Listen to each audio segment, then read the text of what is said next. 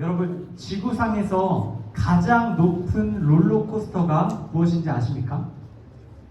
제가 좀 찾아봤는데 미국 오하이오주 샌더스키에 위치한 시더 포인트라는 놀이공원이 있어요. 거기에 있는 킹다카라는 롤러코스터가 있습니다. 높이를 제가 알아보니까 높이가 무려 139m에 달한다고 합니다. 2005년에 이 놀이기구가 처음 이제 출시가 되었는데 지금 25년까지 무려 20년 동안 지구 최고의 높이의 롤러코스터로 알려져 있습니다. 여러분, 뿐만 아니라 이 롤러코스터의 속도가 얼마나 빠르냐면요, 206km에 달한다고 합니다. 206km, 엄청난 속도로 빠르게 움직이는 롤러코스터입니다. 여러분, 에버랜드 T 익스프레스 타보셨나요?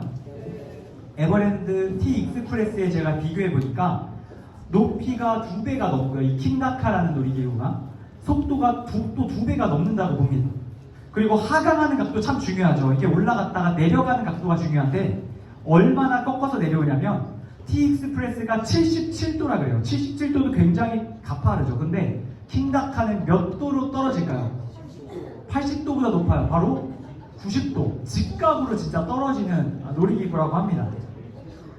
여러분, 이 킹다카는 정점을 찍고 한 번만 내려옵니다. 쭉 올라갔다가요, 딱 한 번 내려오고 끝나는. 여러분, 그에 비해서 T 익스프레스는 타본 분들은 아시겠죠? 몇 번 왔다 갔다 하는지 세봤더니 무려 30번이 내려갔다 올라갔다 내려갔다 올라갔다 이렇게 반복한다고 해요. 여러분, 제가 이 롤러코스터의 영상과 이 내용들을 살펴보는 가운데 이런 생각이 들었습니다. 우리가 살아가는 이 세상에서 우리도 이러한 업 앤 다운을 여러 번 경험한다라는 생각을 갖습니다. 여러분, 어떤 친구는 정말 이 킹다카처럼 한 번 크게 업을 경험한 적도, 또 크게 다운을 경험한 적도 있을 겁니다. 또 어떤 친구는 T 익스프레스처럼 크고 작은 성공과 실패를 반복하며 좋았다가 나빴다가를 반복하여 경험한 친구들도 있을 겁니다.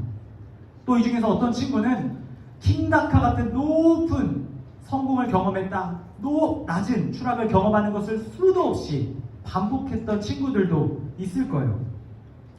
여러분, 중요한 것은 우리의 인생에 이와 같은 업 앤 다운이 있다라는 거예요.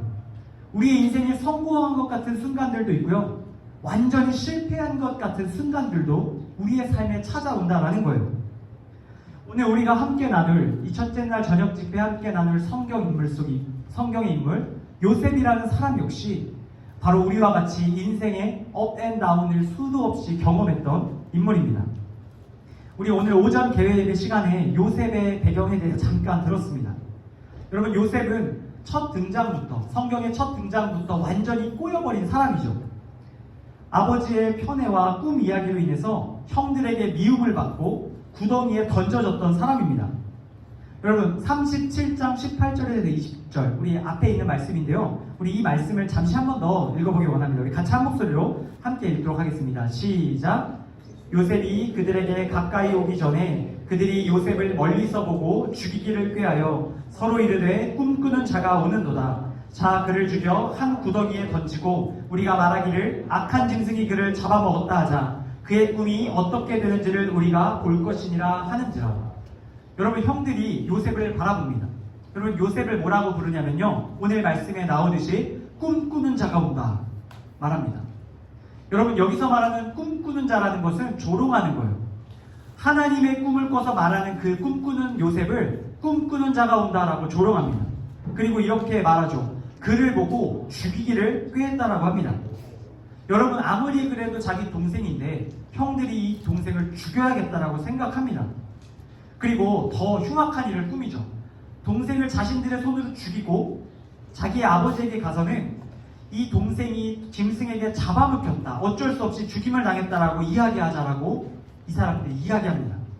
그리고 마지막에 중요합니다. 뭐라고 말하냐면요, 20절 마지막에 뭐라고 말하냐, 그의 꿈이 어떻게 되는지를 우리가 볼 것입니다. 여러분, 요셉은 오늘 개회 예배 시간에 하나님의 꿈을 이야기했습니다. 자신의 곡식단 앞에 모든 형제들의 곡식단이 절할 것이다. 또 자신 앞에서 모든 형제, 자매, 모든 아버지, 어머니가 고개를 조아릴 것이다.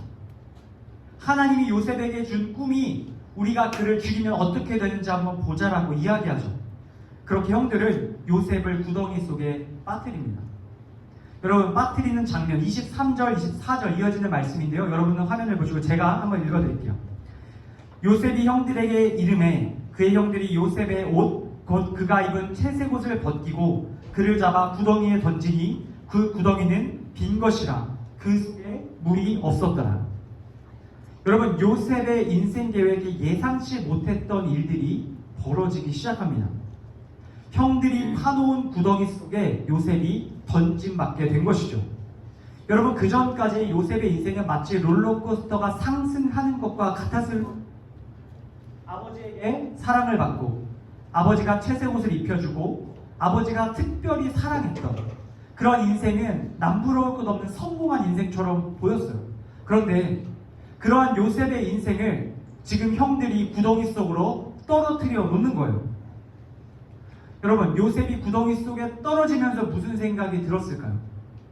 이거 아닌데? 내 인생은 아버지의 편애로 인해서 걱정할 것이 없었고 난 하나님이 주신 꿈을 꿨던 사람이고 나는 승승장구할 것만 같았는데 모든 사람이 나에게 조아리고 나를 높여줄 것만 같았는데 하루아침에 내 인생이 왜 이렇게 됐지? 생각했을 거예요. 여러분, 요셉이 구덩이 깊은 곳에 들어갑니다. 그런데요, 여러분, 이 요셉의 구덩이 안에서 건짐을 받는 사건이 또 일어나요. 여러분, 형들이 시간이 좀 지나자 동생에게 손을 내밉니다. 구덩이 아래에 있는 동생에게 손을 내밀죠. 여러분, 요셉은 형들의 손을 붙잡으면서 생각했을 겁니다. 역시 그러면 그렇지. 하나님은 나를 사랑하시지. 하나님은 나를 건지시는 분이시지. 나를 이렇게 죽게 내버려 두는 분이 아니시지. 요셉이 형들의 손에 의해서 구덩이에서 건짐을 받습니다. 그런데요, 여러분, 인생이 다시 회복되는 것 같았지만 사실 그 구덩이에서 건짐받게 된 사건은 더 깊은 구덩이로 들어가기 위한 작업이었어요. 여러분, 28절 말씀인데요, 우리 같이 한번 한 목소리로 읽겠습니다. 시작. 그때 미디안 사람 상인들이 지나가고 있는지라 형들이 요셉을 구덩이에서 끌어올리고 은 20에 그를 이스마엘 사람들에게 팔매 그 상인들이 요셉을 데리고 애굽으로 갔더라. 아멘. 여러분, 요셉은 안도했을 겁니다. 여러분, 피가 물보다 진하잖아요. 형들이 나를 그렇게 죽게 둘 리가 없을 것이다 생각했을 거예요. 그런데 형들이 요셉을 건져낸 이후에 그를 어디로 보냅니까? 지나가는 이스마엘의 상인들, 미디안 상인들에게, 그것도 은 20에 헐값에 자신의 동생을 노예로 팔아치웁니다. 여러분, 요셉의 인생이 회복되나 싶었는데 또다시 구렁텅이로 들어가는 거예요. 이제 이전보다 더 깊은 구덩이, 노예 시장으로 들어가게 되었던 거예요. 여러분, 노예 시장에서 마치 물건과 같이 사람들에게 흥정하고 팔리게 된 요셉의 인생, 요셉이 계획하지 않았던 인생입니다. 여러분, 노예 시장에서 요셉이 가격표를 붙이고 주인을 기다립니다. 그런데 바로 그때 하나님께서 이 요셉에게 다시 건져주는 것과 같은 놀라운 일을 행하세요. 39장 1절 말씀인데요, 이 말씀 우리 남자친구들만 한번 읽어보면 좋겠습니다. 우리 같이 한번 읽을게요. 시작. 요셉이 이끌려 애굽에 내려가매 바로의 신하 신위회장 애굽 사람 보디발이 그를 그리로 내려간 이스마엘 사람의 손에서 요셉을 사니라. 여러분, 이 노예 시장에서 요셉이 누군가에 의해서 구매를 당합니다. 누가 삽니다. 그런데 여러분, 요셉을 살만한 사람이 많이 있었겠죠. 많은 사람들이 지나가면서 이제 사람들이 이렇게 어떤 종을 고를지, 어떤 노예를 내가 집에 사갈지 골랐어요. 그런데 그 고르는 사람 중에 가장 큰 손, 그 지역에서 가장 돈이 많고 부유하고 사회적으로 욕망이 있는 굉장히 고위 관료인 바로 보디발이라는 사람이 그를 사갑니다. 여러분, 옛말에 이런 말이 있죠. 종노릇도 대감집에서 해야 한다, 이런 얘기가 있습니다.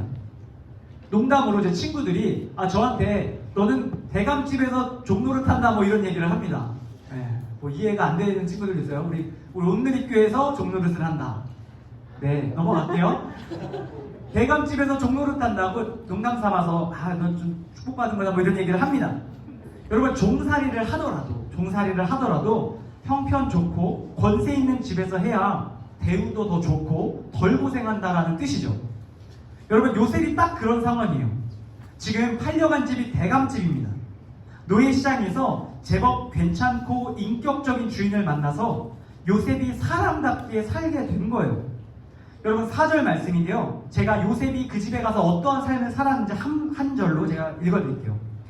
요셉이 그의 주인에게 은혜를 입어 섬김에 그가 요셉을 가정 총무로 삼고 자기의 소유를 다 그의 손에 위탁하니.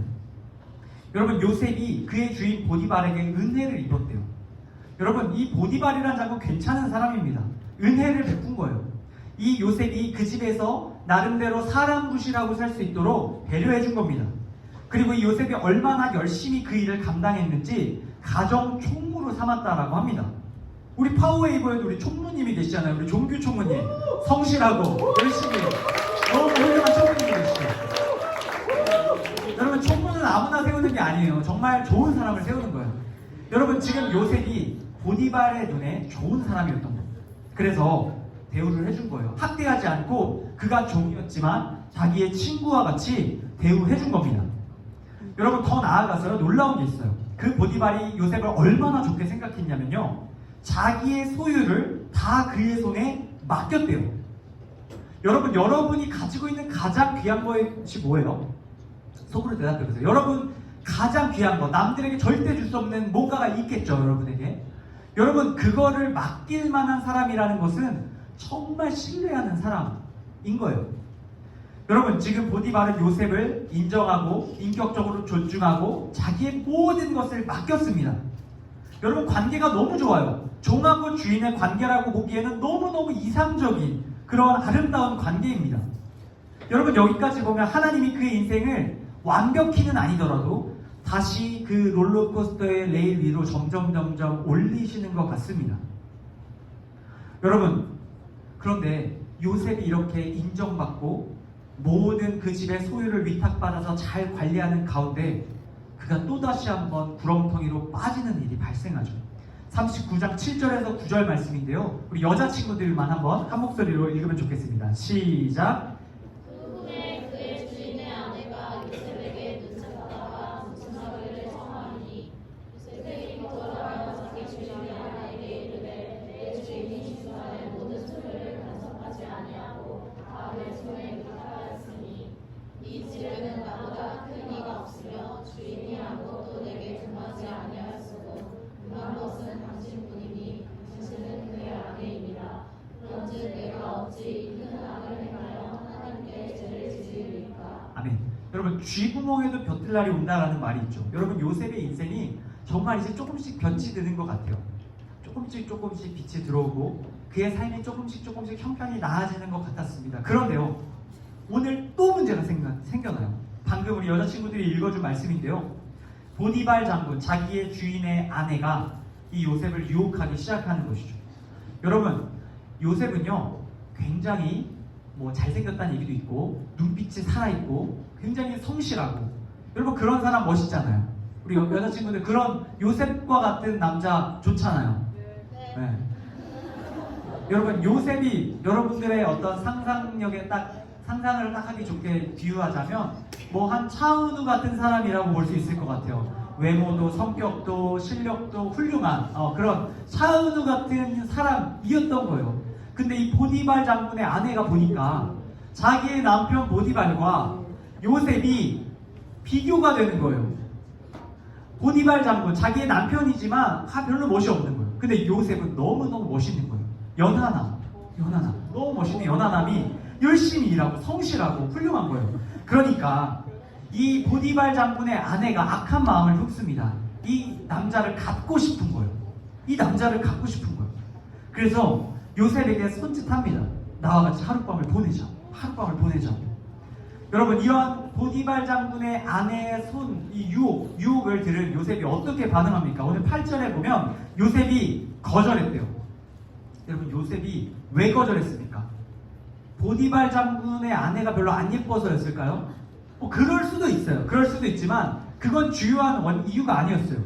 그 이유, 바로 이 보디발 장군의 아내의 유혹을 거절했던 이유가 뒤에 두 가지로 나오는데, 첫 번째, 바로 보디발 장군이 나에게 해준 것을 생각하니 내가 그를 배신할 수 없다라고 말한 거예요. 여러분 참 아이러니하지 않으세요? 여러분 요셉만큼 배신당한 사람이 없어요. 여러분 오늘 뭐 배신에 대한 이야기도 많이 들었잖아요. 여러분 요셉만큼 형들한테 배신당하고 또 여러 사람들한테 배신당했던 인생이 없어요. 그런데요, 요셉은 자기가 당한 배신을 다른 사람한테 푸는 게 아니라요, 배신당한 사람이지만 남들을 배신하지 않습니다. 자기를 사랑하고 은혜를 줬던 보디발 장군을 배신하지 않고 내가 그에게 은혜를 저버릴 수 없다라고 이야기합니다. 그리고 또 한 가지 더 중요한 이유를 그 뒤에 9절 말씀에 이렇게 이야기합니다. 그가 하나님께 죄를 지으리까 라고 말하죠. 여러분 요셉은 생각한 겁니다. 첫 번째로는 보디발 장군이 보였던 거고요, 그 뒤에는 보디발 장군 뒤에 있는 하나님이 보인 겁니다. 1차적으로는 자기의 주인을 배신할 수 없다. 두 번째, 하나님을 배신할 수 없다. 여러분 이 또한 아이러니합니다. 여러분 요셉의 입장에서 보았을 때요, 하나님은 나를 배신한 사람입니다. 하나님은 나에게 성공을 줄 것처럼 아버지의 편애를 받고 채색옷을 입혔다 벗기신 분이에요. 여러분 요셉의 입장에서 하나님이 나를 배신한 사람처럼 느껴질 수 있어요. 그리고 나도 하나님을 배신할 수도 있었습니다. 그런데요, 요셉은 보디발과 하나님을 배신할 수 없기 때문에 내가 당신의 유혹에 넘어가지 않겠습니다 라고 이야기합니다. 여러분 이와 같은 훌륭한 요셉, 여러분 이렇게까지 요셉이 훌륭하면요, 하나님이 이제 그의 인생을 좀 풀어줄 만도 하십니다. 그런데요, 요셉의 인생이 더 깊은, 지금 여기가 1층인 줄 알았는데 지하로 내려가기 시작하는 거예요. 어디까지 내려가냐? 39장 13절에서 15절이 계속해서 내려가는 모습을 보여줘요. 우리 13절 15절 우리 끝까지 같이 한번 읽을게요. 시작. 그 여인이 요셉의 그의 옷을 자기 손에 버려두고 도망하여 나감을 보고 그 여인의 집 사람들을 불러서 그들에게 이르되 보라, 주인이 히브리 사람을 우리에게 데려다가 우리를 희롱하게 하는도다. 그가 나와 동침하고자 내게로 들어오므로 내가 크게 소리질렀더니 그가 나의 소리질러 부름을 듣고 그의 옷을 내게 버려두고 도망하여 나갔느니라 하고. 여러분 혹시 고백해 본 적 있으세요? 사귀자고? 해본 적 없어요? 자, 사귀자고 고백해 본 적 있으세요 혹시? 뭐 있어도 말하기 좀 민망해서 안 해봤을 수 있어. 내가 우리 만약에 내가 그런 경험이 있다, 그럼 오른쪽 발가락 살짝 드세요. 내가 사귀자고 고백했는데 단칼에 거절당했다. 오른쪽 발가락 들어보세요. 지금 양말 안 신고 있는 친구들이 있어서 몇 명 보이네요. 발가락 드는 친구들이. 여러분 지금 보디발 장군의 아내가 요셉에게 고백한 거예요. 고백했는데 요셉이 찼어요. 안 된다 그랬어요. 이 보디발 장군의 아내가 자존심의 스크래치가 확 간 거예요. 그래서 뭐라고 그러냐면 반대로 이야기하는 겁니다. 뭐라고 소문을 내기 시작하는 거냐면요, 이 요셉이 나에게 고백을 했다라고 말을 하는 거예요. 이 요셉이 나랑 하룻밤을 같이 보내자고 나를 유혹했다라고 소문을 내는 겁니다. 그런데 자기가 찼다라는 거예요. 자기가 크게 소리 질러서 그거 아니라고 얘기했다라는 거예요. 여러분 이 소리가 얼마나 크게 울려 퍼졌냐면요, 보디발 장군의 모든 집사람들이 다 알아차릴 정도로 이 보디발 장군의 아내가 소리 지르기 시작합니다. 그리고요, 이 여자가 독한 여자예요. 왜 독하냐? 이 요셉이 보디발 장군 아내의 유혹을 거절하고 나가는데 보디발 장군의 아내가 나가지 마 이러면서 옷을 잡았어요. 그 옷을 잡아서 옷을 끄집어가지고 이제 요셉은 옷을 벗고 그냥 간 거예요. 같은 일에 벗고 그냥 갔어. 갔는데 그 옷을 증거물로 갖고 가서 얘기하는 거예요. 요셉이 이거 봐라, 자기 우퉁을 벗고 지금 나를 덮치려고 했다라고 증거물로 제출한 겁니다.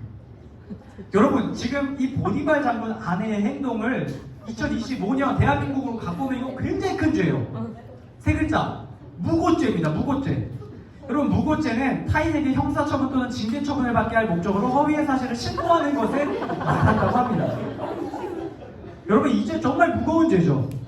우리나라에서 무고죄에 해당하면 10년 이하의 징역 또는 1,500만 원 이하의 벌금형에 처하는 무거운 죄라고 합니다. 여러분 저는 10년도 아깝고 1,500만 원도 없어서 절대로 무고죄를 짓지 않을 건데, 여러분 보디발 장군의 아내는 지금 무고죄를 짓고 있는 거예요. 사실이 아닌 거짓 내용을 말한 죄, 타인을 처벌해받게 만드는 악한 죄를 여러분 보디발 장군의 아내가 저지르고 있는 겁니다. 그런데 정말 문제는요, 이 상황을 정확하게 볼 수 있는 사람이 아무도 없었다라는 거예요. 여러분 요셉이요 만약에 빽이 있고 돈이 많고 아는 사람이 많아서 도움을 받을 수 있으면 어쩌면 이 누명을 벗을 수도 있었겠죠. 그런데 지금 요셉은 어떤 입장입니까? 이방 나라의 종으로 팔려와서 그 집에서 종으로 살아갔던 사람입니다. 여러분 요셉이 보디발에게 가서 자기의 억울함을 하소연한다고 해도 보디발 장군이 자기 아내 말을 믿겠어요? 이 종의 말을 믿겠어요? 너무나도 뻔한 거죠. 아무리 요셉이 그간 훌륭하게 살았다 할지라도 자기의 아내 말을 들을 수밖에 없는 거예요. 여러분 돈도 없고 빽도 없는 요셉, 여러분 그의 인생에 다시 한번 곤두박질 치기 시작합니다. 여러분 이 보디발 장군의 아내 이야기를 듣고요 요셉을 감옥에 집어넣습니다. 여러분 성경의 학자들은 이런 말을 합니다. 어쩌면 보디발 장군이 그나마 마지막 선처로 요셉을 죽이지는 않은 것이다. 그 당시 여러분 종은 도구예요. 도구. 그냥 여러분들이 쓰는 어떤 물건 같은 겁니다. 그냥 샤프 같은 거예요. 쓰다가 마음에 안 들면 쓰레기통에 버려도 되는 거예요. 요셉 죽여도 됩니다. 이유 없이 죽여도 아무도 손가락질하지 않아요. 그런데 이 사람이 자기의 아내를 덮치려 했다? 이유도 없이 죽여도 됩니다. 그냥 무조건 죽여도 돼요. 그런데 이 보디발은 요셉을 죽이지는 않습니다. 요셉이 이 보디발에 의해서 왕의 죄수를 가두는 곳으로 들어갑니다. 여러분 당시 이 요셉이 갇혔던 감옥은 어떤 곳이냐면요 정치범들을 수용하는 곳입니다. 굉장히 악질의 죄수들을 가두는 곳에 들어가게 된 거예요. 여러분 어떠한 분명한 잘못을 해서 만약에 그곳에 들어가게 됐다라면 억울하지 않을 겁니다. 내가 죄를 졌으니까 내가 숨겼는데 그게 발각됐으니까 들어가는 거지 할 말이 없을 거예요. 그런데 지금 요셉은요 가슴이 답답한 상황입니다. 정말 답답한 상황이에요. 내가 안 그랬는데, 내가 그런 적 없는데 오히려 내가 더 정직하고 성실하게 행동했는데 열심히 착하게 훌륭하게 살면 내 인생이 복받고 잘되고 성공할 줄 알았는데 세상이 억까하는 겁니다. 억까하는 거예요. 여러분 혹시 지금까지 여러분들의 삶을 살아오면서 세상이 여러분을 억까한다라는 기분을 혹시 느껴보신 적이 있으신가요? 여러분이 정말 열심히 살고 성실하게 살고 정직하게 살고 하나님 앞에 부끄럽지 않게 살았는데 여러분의 인생이 꼬여버린 적 혹시 없으세요? 뭔가 잘해보려고 노력하고 남에게 사랑을 베푸고 열심히 살아보지만 여러분 우리의 인생이 우리의 뜻대로 되지 않고 망가지고 추락할 때가 너무나도 많다라는 거예요. 여러분 제가 찾아보니까 요셉과 비슷한 일을 겪었던 실제 사례가 있었어요. 1989년 미국 뉴욕 센트럴파크에서 발생한 한 사건이 있었습니다. 성폭행 사건이었는데요. 당시 범인으로 지목됐던 사람들은 14세에서 16세, 그러니까 딱 여기 있는 우리 중1에서 중3 정도 친구들 나이대에 흑인과 히스패닉계 청소년들이었습니다. 여러분 이 5명의 소년이 당시 경찰로부터 강압 수사를 받았습니다. 그리고 인종차별을 당했던 거예요. 그래서 내가 지은 성폭행이 아닌데, 내가 지은 죄가 아닌데 이 5명이 그냥 결국 자백을 해버립니다. 물증이 전혀 없었는데 이 아이들이 유죄 판결을 받고 징역을 살게 되죠. 그리고 무려 몇 년이 있었는지 아세요? 이 13년을 있었던 겁니다. 13년. 13년이 지나서 얼마 전이요. 2022년 사건의 진범이 나타났답니다. 그래서 이 진범이 13년 만에 자신의 범행을 자백하고 자기의 DNA를 제출해서 그 검사에서 범행 사실을 다시 한번 확인받습니다. 여러분 이 5명의 소년, 억울하게 들어갔던 이 5명의 소년은 10대의 감옥에 들어갔어요. 10대 초반에 여러분 나이 때 들어가서 13년이 지나서 30대가 다 돼서 감옥에서 풀려나게 되었어요. 그럼 여러분 정말 어이가 없는 사건인데 이런 억울한 사건이 이 세상에 너무나도 많이 일어난다는 거예요. 여러분 하다못해 지금 이 5명은요 그래도 서로의 결백을 알아주는 서로가 있었잖아요. 아무리 억울해도 내가 죄를 짓지 않았다는 것을 알아주는 친구들이 있었잖아요. 그런데 요셉은 어떻습니까? 여러분 요셉은 혼자입니다. 아무도 그를 변호해주지 않죠. 그는 모든 죄를 뒤집어 쓰고 억울함을 당해야 했어요. 그의 인생에 빨간 줄이 그어졌어요. 선명하게 빨간 줄이 그어졌습니다. 여러분, 어떻게 사람 인생이 이렇게 밑바닥으로 떨어질 수 있습니까? 여러분, 세상적인 눈으로, 우리의 눈으로 보았을 때 요셉의 인생은 실패한 인생입니다. 요셉의 인생은 점점 더 아래로 떨어지기만 하는 그런 인생이었죠. 그런데요, 하나님께서는 그런 요셉에게 얄궂으시게 또 한 번 기회를 주십니다. 어떤 기회냐? 바로 그가 갇혀있던 감옥에 구세주처럼 보이는 어떤 한 사람을 넣어주신 거예요. 여러분, 그 사람이 누구냐? 바로 그 나라 이집트의 술 맡은 관원장, 왕의 옆에서 기미상궁. 여러분, 기미상궁 아세요? 음식 맛 봐주는 거, 음식에 독이 들었는지 확인해주는 그런 굉장히 최측근의 고위 관료가 그곳에 정치범으로 누명을 쓰고 들어오게 됩니다. 여러분, 요셉의 인생이 끝날 것 같은데 끝나지는 않습니다. 여러분, 촛불이 꺼질락 말락 하지만 요셉의 촛불이 꺼지지가 않아요. 여러분, 요셉의 촛불이 꺼질 듯 할 때 솔솔솔 바람이 또 불어오죠. 여러분, 술 맡은 관원장이 감옥에 들어와서 자기의 상황을 이야기합니다. 그리고 자기의 꿈을 이야기하죠. 요셉이 꿈을 듣습니다. 꿈을 잘 들어보니까 이 술 맡은 관원장이 누명을 쓰고 들어왔는데 곧 복직될 거라는 하나님의 음성을 듣습니다. 그리고 이 사람에게 이렇게 말하죠. 우리 이번엔 선생님들이 한번 읽어주시면 좋겠는데 40장 14절 15절 2절 말씀 선생님들 한번 읽어주시면 좋겠습니다. 시작. 당신이 잘 되시거든 나를 생각하고 내게 은혜를 베풀어서 내 자손을 바르게 하여 이 집에서 나를 건져 주소서. 너는 히브리 땅에서 끌려온 자여 여기서도 우리가 그칠 일을 행하지 아니하였나이다.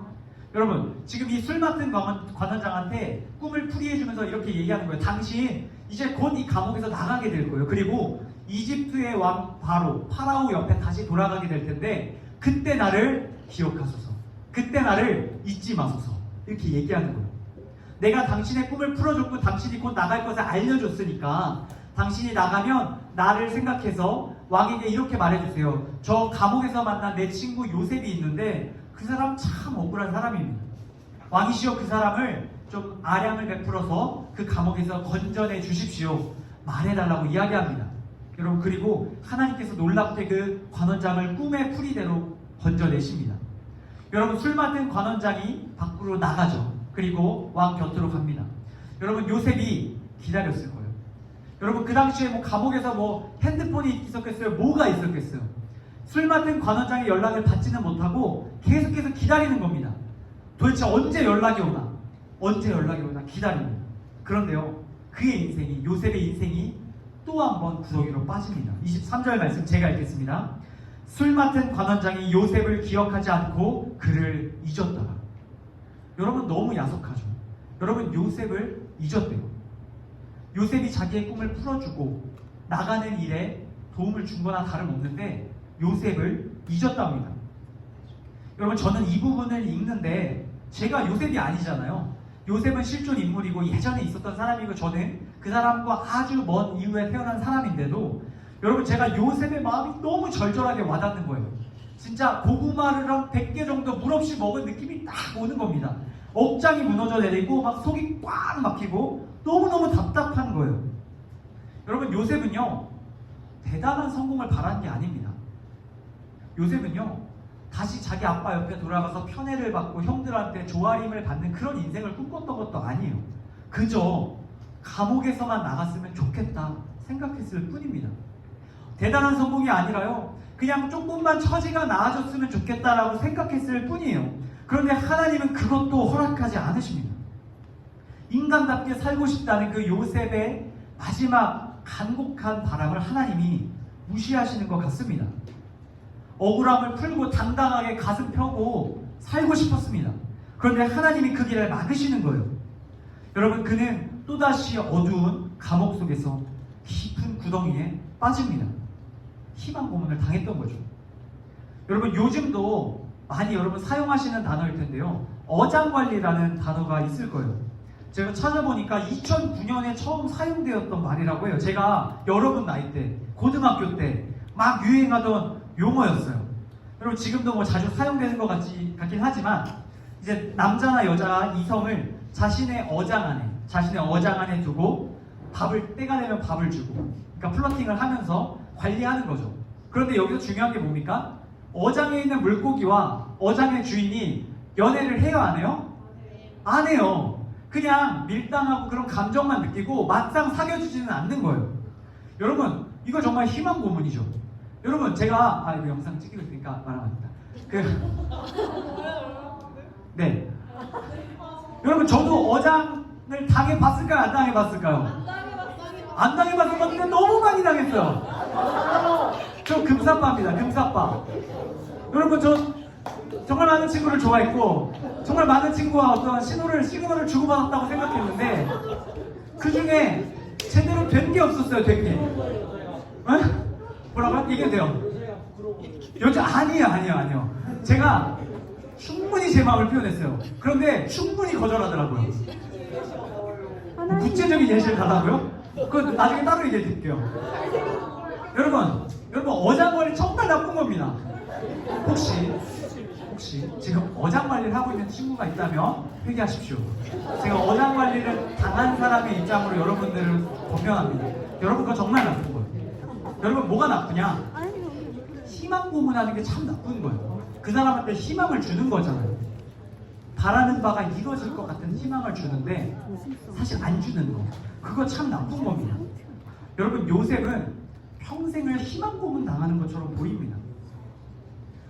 하나님께서 장난치시는 게 아닌가라는 불경한 생각이 들 정도로 요셉의 인생이 너무 불쌍해요. 그의 인생이요, 올라갔다 내려갔다, 성공하는 것 같다 실패하고, 성공하는 것 같다 실패하고. T-익스프레스는 30번인데 그것보다 훨씬 더 많은 횟수를 성공하고 실패하고를 반복하고 있습니다. 여러분, 오늘 우리가 요셉의 인생을 왜 살펴볼까요? 요셉의 인생이요, 우리의 인생과 완벽하게 일치하기 때문입니다. 여러분, 이곳에 있는 우리들도 하루에 수백 번도 이러한 성공과 실패를 경험하며 웃고 울고 일희일비 할 때가 많습니다. 내가 원래 계획했던 것, 여러분 우리 중에서 실패하고 추락하는 것을 계획하는 사람은 없을 거예요. 누구나 성공하고 잘되고 행복하고 만족스러운 삶을 꿈꾸겠죠. 계획하고요. 그리고 그것을 위해서 열심히 달려갈 겁니다. 그런데요, 때로는 하나님이 그 길을 열어주시는 것 같다가도 막으세요. 그리고 떨어뜨리세요. 여러분, 우리는 나도 모르게 점점 이 세상에서 실패를 경험하며 좌절하고 낙심하며 인생의 소망을 포기하는 경우들도 있습니다. 여러분, 저는 이런 기사들이 현실인 게 와닿지도 않아요. 어떤 기사, 너무나 많은 대한민국의 청소년들이 자살한다는 이야기를 들을 때마다 마음이 너무나도 놀라우면서도 이게 믿겨지지가 않습니다. 그런데요, 제 와이프가 여러분들과 같은 청소년을 상담하는 상담센터 선생님이에요. 근데 제가 아내가 상담하고 오는 친구들 얘기를 들어요. 얼굴을 보고 이름을 듣지 않지만, 실명을 듣진 않지만 케이스들을 아내가 얘기해 줍니다. 그런데요, 너무 끔찍해요.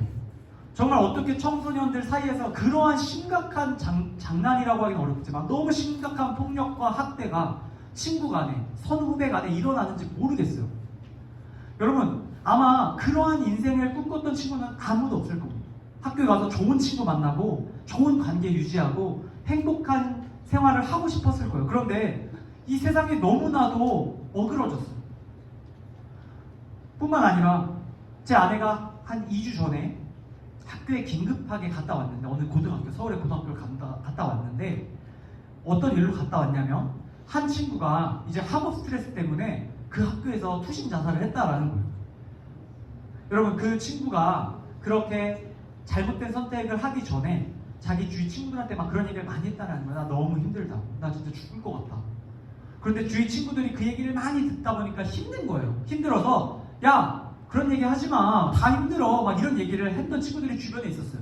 그런데 제 아내가 학교에 갔는데 그 아이들이 너무너무 힘들어요. 내가 죽였다. 내가 그 친구한테 그런 말 해서 그 친구가 그렇게 인생을 포기한 거라. 막 그런 얘기를 하면서 그 친구들의 인생조차 막 망가지고 무너지는 일들이 있었어요. 여러분, 우리의 인생이 우리의 뜻과 계획과 아름다운 성공의 길을 달려가면 너무 좋겠죠. 그런데 여러분 주위에도 그렇지 못한 경우들을 너무너무 많이 봤을 거예요. 여러 가지 이유들로 인해서 내 인생을 실패했다라고 생각하고 내 인생을 끝내야겠다라고 생각하는 친구들이 많이 있습니다. 여러분 저라고 그런 생각 안 해봤을까요? 저도 그런 생각 많이 했어요. 청소년 때도 그렇고 여러분 성인이 돼서도 심지어 하나님을 만나고 나서도 내 인생을 포기하고 싶다라는 생각을 했던 적이 너무나 많습니다. 여러분 저는요 좋은 전도사님이 되고 싶었어요. 좋은 전도사님. 제가 생각하는 좋은 전도사님은요 저한테 맡겨주신 친구들을 정말 사랑하고 그 아이들 한 명 한 명 위해서 정말 생명을 바치는 그런 사람이 되고 싶었어요. 여러분 근데 그게 너무 어려운 거예요. 제가 너무 못해요. 제가 여러분들을 사랑할 수 있는 능력이 없다는 걸 너무 많이 느꼈고 어느 시점에는 내가 살아서 뭐하나 나 같은 쓸모없는 인생이 어디 있나 이런 부담감 또 이런 압박감을 느껴서 정말 죽어야겠다라는 생각까지 한 적도 있습니다. 여러분 이곳에 있는 친구들 중에 많은 친구들이 살아가며 그런 감정들을 충분히 느낄 수 있을 겁니다. 열심히 살았는데 실패하고 꿈과 소망이 없어서 삶을 포기하고 싶은 그런 친구들도 있을 겁니다. 여러분 오늘 말씀 속 요셉 그는 하나님께 잘못한 것이 없습니다. 여러분 그는 신앙이 참 좋았던 사람이에요. 여러분 교회를 열심히 다니고 하나님을 잘 섬기는 사람도 이렇게 마음이 무너지는 순간들이 많이 있습니다. 여러분 요셉은 사람들 앞에서도 부끄럽지 않게 살았고 하나님 앞에서도 부끄럽지 않게 살았습니다. 만약 그의 인생을 성적 매긴다면 100점을 줘도 될 사람이에요. 그런데 하나님께서 왜 이 100점 맞을 사람을 이렇게 망가지게 만드십니까? 여러분 요셉은 완전히 추락한 인생을 살아갑니다. 그가 꿈꿨던 모든 것들이 좌절되고 물거품이 된 인생을 살았습니다. 여러분 그런데 하나님께서는 오늘 이 요셉의 인생을 여기서 멈추지 않으십니다. 그리고 우리에게 요셉의 인생에서 가장 중요한 한 가지를 우리에게 말씀해 주길 원하십니다. 오늘 말씀 39장 2절에 3절 오늘 본문 말씀인데요. 우리 같이 한 목소리로 크게 한번 읽으면 좋겠습니다. 2절부터 3절까지 함께 한 목소리로 읽겠습니다. 시작! 여호와께서 요셉과 함께 하심으로 그가 형통한 자가 되어 그의 주인 애굽 사람의 집에 있으니 그의 주인이 여호와께서 그와 함께 하심을 보며 또 여호와께서 그의 범사에 형통하게 하심을 보았더라. 아멘. 여러분 하나님께서는 오늘 우리 본문 말씀을 통해서 우리에게 정말 중요한 사실을 알려주십니다. 그것은 바로요 우리가 생각하는 인생의 성공과 실패의 기준이 바뀌어야 한다는 거예요. 다시 말씀드릴게요. 우리가 생각하는 인생의 성공과 실패의 기준이 달라져야 한다. 여러분 많은 사람들이 인생이 나의 계획대로 흘러가야 내가 생각하는 성공을 향해서 올라가야 그 인생이 성공한 인생이라고 말합니다. 반대로 인생이 계획대로 흘러가지 않고 추락하는 것 같으면 실패한 인생이라고 단정합니다. 자신이 계획한 대로 바라는 것을 성취하고 누리는 그 인생을 바라볼 때마다 저 사람은 성공한 인생이다라고 평가하죠. 반면 계획이 틀어지고 바라는 것을 성취하지 못하고 꿈을 포기하고 누리지 못할 때 저 인생은 실패한 인생이다 우리 마음속으로 생각합니다. 그런데 하나님께서는 그런 우리의 생각이 바뀌어야 한다고 말씀하세요. 하나님께서는 우리의 인생의 성공과 실패가 성패가 우리의 계획을 이루는 것에 달려있지 않다 말씀합니다. 여러분 우리에게 정말 중요한 인생의 성공의 기준이 무엇일까요? 하나님께서는 그것을 방금 읽은 2절과 3절 말씀에 분명하게 우리에게 말씀하십니다. 여러분 하나님께서 종살이를 하는 요셉의 모습을 통해 우리에게 말씀하시는 것 이방 나라의 종으로 팔려가 그곳에서 종으로 살아가지만 그가 하나님과 함께함으로 형통했다 말씀합니다. 여러분 형통이란 무엇입니까? 형통이란 성공입니다. 그가 성공했다라는 거예요. 그가 종으로서 모든 것 필요한 것을 얻었고 누렸고 만족했고 행복했다라고 하나님이 말씀하시는 거예요. 여러분 그런데 놀라운 것은요 요셉의 손에 아무것도 없어요. 요셉이 가진 게 아무것도 없어요. 요셉의 상황이 조금도 나아지지 않았어요. 그런데 다 가졌다고 말씀합니다. 모든 길이 열렸다고 말씀합니다. 그의 삶이 축복받았다고 말씀합니다. 여러분, 어떻게 그렇게 말씀하실 수 있습니까? 바로 여호와께서 그와 함께 하셨기 때문입니다. 여러분, 정말 성공한 인생은요, 우리가 갖고 있는 것, 우리가 이룬 것, 우리가 누리고 있는 것으로 판단할 수 있는 것이 아닙니다. 세상은 그런 것들로 우리의 인생에 성공했다, 패배했다 이야기하죠. 그러나 하나님께서는 분명히 말씀합니다. 우리의 인생은 하나님과 함께할 때 성공한 것이다 말씀하고 계신 것이죠. 사랑하는 여러분, 하나님께서 오늘 이 말씀을 통해서 우리의 성공의 기준이 바뀌기를 원하고 계십니다. 여러분, 우리가 아무것도 가지지 못하고 추락한 것 같이 보일지라도 하나님과 함께하고 있다면, 지금 내 곁에 나와 함께 하시는 하나님을 발견하고 있다면 우리의 인생은 성공한 인생입니다. 우리의 인생은 부족함 없는 인생이고요, 더할 나위 없는 아름다운 인생입니다. 요셉이 성공한 인생처럼 보이지 않지만 하나님과 함께함으로 그의 인생이 형통한 인생, 성공한 인생이 되었던 것처럼 하나님께서는 우리와 함께 하시며 우리의 인생을 형통한 인생, 성공한 인생이라 불러주길 원하십니다. 여러분, 하나님께서 평가하시는 성공한 인생, 바로 하나님과 동행하는 인생을 살아가는 저와 여러분에게 주님의 이름으로 축복합니다. 여러분, 기억하시기 바랍니다. 진정한 성공은 우리가 어디에 있고 무엇을 하고 무엇을 먹고 무엇을 마시냐가 아닙니다. 우리가 지금 누구와 함께 걷고 있느냐. 여러분, 요셉은요, 형들에 의해서 그 구덩이 속에 들어갈 때 그 구덩이 속에서 누구를 만났냐? 하나님을 만난 겁니다. 여러분, 요셉은 그 구덩이에서 나와서 노예시장에 들어가게 될 때 그 노예시장에서 누구를 만났어요? 하나님을 만난 겁니다. 노예시장에서 보디발 장군의 집에 들어갔다 다시 왕실 감옥에 떨어질 때 그는 감옥 안에서 그를 기다리고 있는 여호와 하나님을 보았던 사람입니다. 여러분, 요셉은요, 언제 어디서든 하나님을 보았습니다. 그리고 하나님과 함께 걸었어요. 그래서 성경은 요셉이 자신의 인생을 한탄하거나 불평하거나 불만했다라고 말하지 않습니다. 그는 묵묵히 하나님과 걷습니다. 억울할 때도요, 모든 걸 잃어버리고 누명을 썼을 때도요, 모든 인생이 꼬여버렸을 때도요, 그는 한마디 불평하지 않습니다. 누구를 원망하고 지적하고 자신의 가슴을 치지 않습니다. 그는 하나님과 함께 걸을 뿐입니다.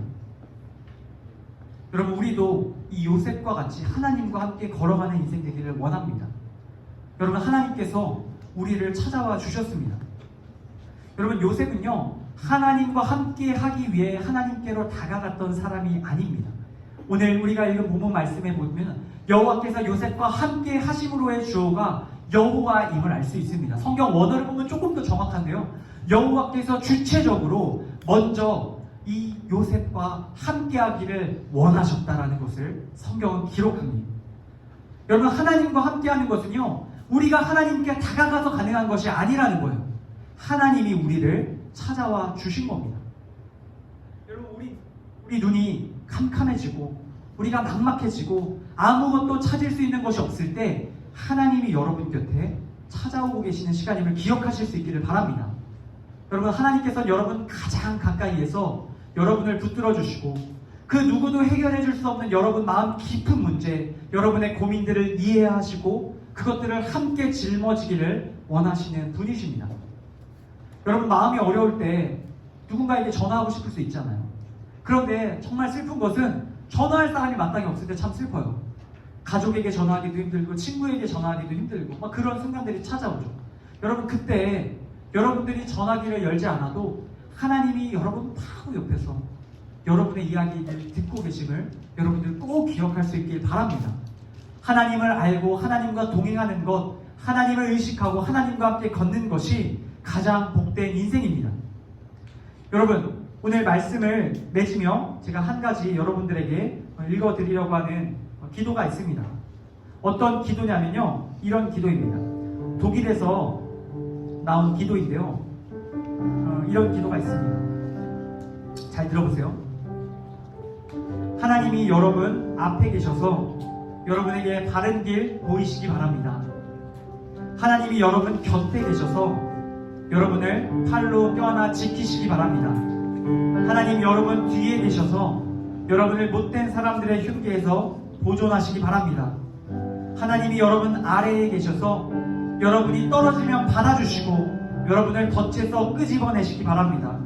하나님이 여러분 안에 계셔서 여러분이 슬퍼할 때 여러분을 위로해 주시기 바랍니다. 하나님이 여러분 둘레에 계셔서 여러분이 남들이 덮칠 때 막아주시기 바랍니다. 하나님이 여러분 위에 계셔서 여러분에게 복 주시기 바랍니다. 불 켜주세요. 여러분, 이 기도를 통해서 우리는 중요한 것을 깨닫습니다. 여러분, 하나님께서는요 우리의 앞에 계시는 분이시고요, 곁에 계시는 분이시고, 뒤에 계시고, 아래에 계시고, 안에 계시고, 둘레에 계시고, 위에 계시는 분이십니다. 여러분 주위를 항상 떠나지 않으시고 밤낮 없이 여러분과 함께 하시는 분이십니다. 여러분, 인생이 외롭게 느껴질 때, 실패했다고 느껴질 때 여러분과 함께 하시는 하나님을 볼 수 있기를 바랍니다. 하나님과 함께 할 때 여러분의 인생은 성공한 인생입니다. 제가 개인적인 이야기 하나 읽어드리려고 합니다. 네, 불은 제가 말씀을 하면 켜주세요. 네. 빨리 기도를 하고 싶어서. 네, 그럴 수 있어요. 네, 제가 정말 마지막으로 한 가지 이야기만 드리고 제 이야기 들려드리고 말씀을 맺으려고 합니다. 제가 초등학교 때 아버지한테 크게 혼난 적이 있어요. 뭐 때문에 혼났냐면요, 제가 학교에다 알림장을 두고 왔어요. 초등학교 1학년인데 알림장이 없으면 다음날 준비물을 못 챙기잖아요. 그날 되게 비가 많이 왔는데 정말 아빠가 너무 미웠는데 아빠가 뭐라 그러셨냐면 깜깜한 밤에 이제 학교 가서 알림장을 갖고 가라고 말씀하신 거예요. 제 습관을 고치겠다고. 그리고 늦은 밤이었는데 제가 캄캄한 학교에 혼자 갔습니다. 우산을 쓰고요. 막 울면서 갔어요. 너무 무서워서. 초등학교 1학년이 학교 그 3층이었는데 그걸 올라가서 알림장을 가져오려니까 얼마나 무서워요. 막 울면서 갔어요. 제가 교문 앞까지 갔는데요, 그 이렇게 철문이 이렇게 있고 경비 아저씨가 저 안쪽에 앉아 계시는데 발이 안 떨어져요. 발이. 그래서 그 앞에서 허엉허엉 울었어요. 그런데 그 경비 아저씨가, 그 경비실에 있던 아저씨가 문을 열고 저한테 다가오시는 거예요. 그리고 저한테 물어보시는 거예요. 왜 울고 있냐고, 왜 무섭게 울고 있냐고. 그래서 제가 얘기했죠. 제가 아빠가 알림장 갖고 오라 그러는데 깜깜한데 무서워서 못 가겠다. 근데 아저씨가 정말 좋은 분이었어요. 그냥 가라고 할 수도 있잖아요. 근데 아저씨가요, 제 손을 이렇게 잡으시더니 한 손에 랜턴을 들고 저랑 같이 학교를 들어가 주셨어요. 그리고 아저씨가 랜턴에 불을 켜고요, 1층을 지나고 2층을 지나고 3층까지 올라가 주셨어요. 그리고 복도 끝에 있던 제가 있는 반까지 같이 걸어가 주시고 문을 열어주시고 제 자리까지 걸어가 주셔서 그 제 책상에 빛을 비춰주셨어요. 그리고 제 책상 안에서 저는 알림장을 챙겨서 다시 아저씨의 손을 잡고 3층에서 2층에서 1층으로 마지막 교문을 나와서 집을 돌아왔어요. 여러분, 제가 그 초등학교 1학년 때 기억이 아직도 생생한 것은요, 아무리 어두운 곳, 도저히 갈 수 없는 것 같은 곳, 그리고 나를 무너지게 만드는 곳에 갈지라도 나와 함께하는 누군가가 있다면, 빛을 비춰주고 함께 걸어주는 사람이 있다면 내가 그곳에 갔다 올 수 있구나라는 것을 느꼈기 때문입니다. 여러분, 하나님께서 여러분의 인생에 이렇게 동행하시길 원하십니다. 여러분이 아무리 실패한 것 같은 어두운 구덩이 속에 있을지라도 하나님은 그곳에서 여러분들의 앞길을 위해 랜턴을 비춰주시고요, 여러분의 손을 잡아주시고 여러분을 끌고 가주실 겁니다. 여러분, 그 하나님을 오늘 이 밤에 만날 수 있길 축복합니다. 하나님께서 오늘 이 말씀을 여러분 마음가운데 붙들고 나아갈 때 여러분에게 찾아와 말씀하실 겁니다. 여러분, 가슴에 손을 얹고 우리 기도하기 전에 한번 이렇게 고백하면 좋겠습니다. 저를 따라서 우리 마지막으로 고백하겠습니다. 하나님께서 나와 함께 하십니다. 하나님께서 나와 함께 하십니다. 나는 성공한 사람입니다. 나는 형통한 인생입니다. 아멘.